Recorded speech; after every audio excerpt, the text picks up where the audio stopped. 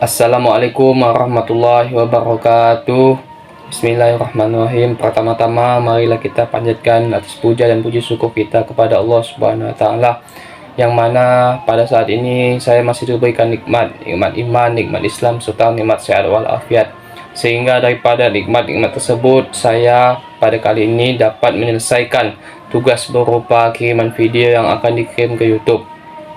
Baiklah, saya dari kelompok 6 yang mematerikan mengidentifikasi struktur tradisional masyarakat hukum adat. Baik, untuk mempersingkat waktu, langsung saja saya mulai. Yang pertama, mengenai struktur tradisional masyarakat adat. Struktur tradisional masyarakat hukum adat merupakan faktor penting. Ada dua penggolongan struktur masyarakat hukum adat, yaitu masyarakat hukum adat yang strukturnya berdasarkan azas keturunan atau azas genealogis. Dalam masyarakat hukum adat yang ditentukan berdasarkan keturunan, terdapat 4 macam pertalian, yaitu struktur masyarakat struktur masyarakat patrilineal, struktur masyarakat matrilineal, struktur masyarakat patrilineal beralih-alih, struktur masyarakat parental atau bilateral. Yang kedua, yaitu struktur masyarakat genealogis atau berdasarkan asas keturunan.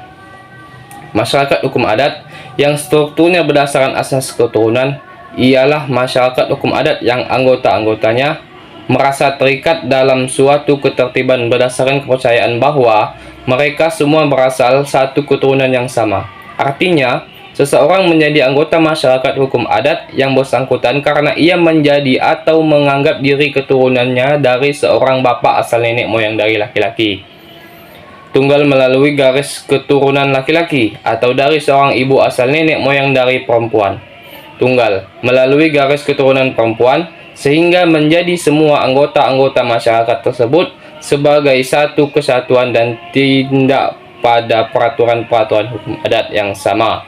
Dalam masyarakat hukum adat yang ditentukan berdasar keturunan terdapat 4 macam pertalian keturunan, yaitu yang pertama, ada struktur masyarakat patrilineal, yaitu susunan masyarakat yang menarik garis keturunan dalam hubungan diri dengan orang lain melalui garis laki-laki.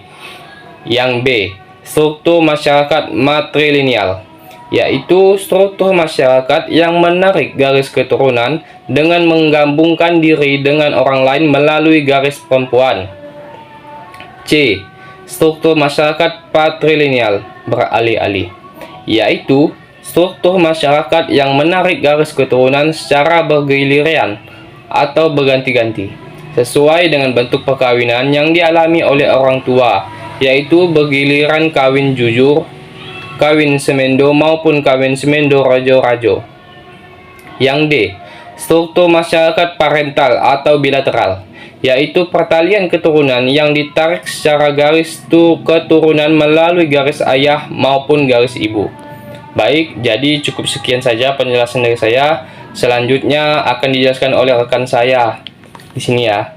Kalau ada tidak paham, pekan depan kita bahas pada hari Selasa jam 12.30. Jangan lupa ditanya ya teman-teman. Oke, terima kasih. Wabillahi taufiq wal hidayah. Wassalamualaikum warahmatullahi wabarakatuh. Baik, bismillahirrahmanirrahim. Assalamualaikum warahmatullahi wabarakatuh. Di sini saya ingin pertama saya ingin memperkenalkan diri saya dulu. Saya Muhammad Faiz Andrian dengan NIM 1201293, prodi HKI 6C. Di sini saya akan menjelaskan tentang mengidentifikasikan struktur tradisional masyarakat hukum adat untuk memenuhi tugas pada mata kuliah hukum adat. Dosen pengampu kepada Ibu Anggit Anggadina SHMH. Di sini saya akan membahas di poin ketiga, yakni struktur masyarakat teritorial atau dalam kurung menurut azas asal daerah. Masyarakat hukum adat yang strukturnya bersifat teritorial, yaitu masyarakat hukum adat yang disusun berdasarkan lingkungan daerah. adalah masyarakat hukum adat yang para anggotanya merasa bersatu dan bersama-sama merupakan kesatuan masyarakat hukum adat yang bersangkutan. Oleh karena itu, merasa ada ikatan antara mereka masing-masing dengan tanah tempat tinggal mereka. Landasan yang mempersatukan para anggota masyarakat hukum adat yang strukturnya bersifat teritorial adalah ikatan antara orang yang anggota masing-masing masyarakat tersebut dengan tanah yang didiami sejak kelahirannya. Terus selanjutnya yang keempat, corak masyarakat hukum adat. Corak masyarakat hukum adat terbagi menjadi 3. Yang pertama, 1. Masyarakat hukum desa. Masyarakat hukum desa adalah segolongan atau sekumpulan orang yang hidup bersama berlandaskan pandangan hidup, cara hidup dan sistemnya kepercayaan yang sama, yang menetapkan pada suatu tempat kediaman yang bersama, merupakan suatu kesatuan tata susunan yang tertentu, baik keluar maupun ke dalam. Masyarakat hukum desa tersebut melingkup pula kesatuan yang kecil yang terletak di luar wilayah desa yang sebenarnya, yang lazim disebut terletak atau dukuh. Terus yang kedua, masyarakat hukum wilayah. Masyarakat hukum wilayah adalah suatu kesatuan sosial yang teritorialnya melingkupi beberapa masyarakat hukum desa yang masing-masing tetap merupakan kesatuan yang berdiri tersendiri. Masyarakat hukum desa yang tergabung dalam masyarakat hukum wilayah itu masing-masing mempunyai tata susunan dan pengurusan sendiri-sendiri. Desa merupakan suatu masyarakat hukum adat yang disebut gemenisme dan berbeda dengan kampung yang merupakan suatu gesellschaft.